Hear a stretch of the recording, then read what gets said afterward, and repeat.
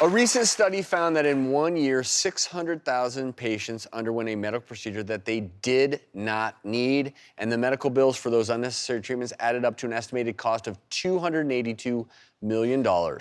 Is the healthcare system meant to help with healing or help with profits? One of those treatments are heart stents, which did come under fire for overuse. Now there may be another culprit, and that is leg stents. We have cardiologist Dr. Joel Kahn joining us via Skype to discuss. So, Dr. Kahn, stents. When do I need a stent? When do I not need a stent? Because the truth is, it goes back to our first story. As patients, you don't know. You have no idea if you need a stent in your heart or your leg. Right. So we're talking about beautiful arteries becoming all clogged up, and we can talk about why some other time. And I was there from the beginning, 1992, 1993, in the cath lab.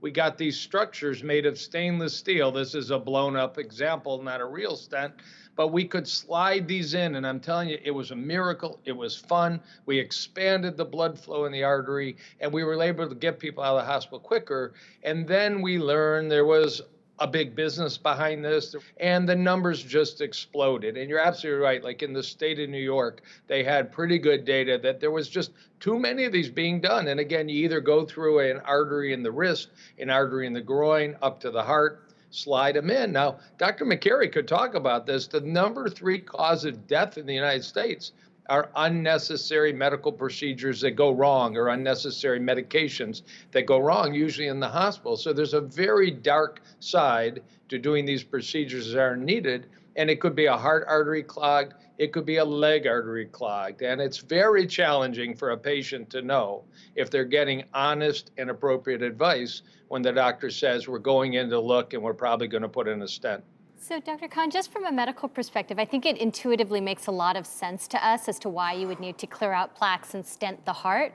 But why would you do this for the leg? What's the true risk there?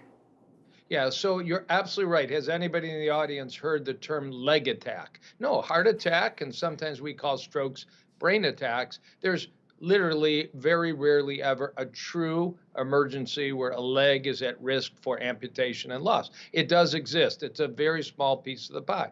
Somebody with a clogged leg artery, often smokers and other issues, they may walk 100 or 200 yards and their calf will cramp up and they stop and it goes away. I mean, that is a real medical condition. Frankly, it's more of an alarm for what's the status of the heart and the brain circulation, because the risk to life from that leg symptom called claudication is rather low. The leg issue is a far less life-threatening issue than heart issues. There's too many being done. We know that leg circulation responds to, believe it or not, quitting smoking, better diet, physical exercise, managing blood pressure, diabetes. The American Heart Association says a very small minority of people will need a procedure, but that's not what the report that came out in the news and the medical journal showed. To be clear, I mean, if in fact you do have an obstructed vessel somewhere that you need to clean it out, the second part of it, adding a stent, I mean, that is the standard of care. You do one thing, then you do the other thing.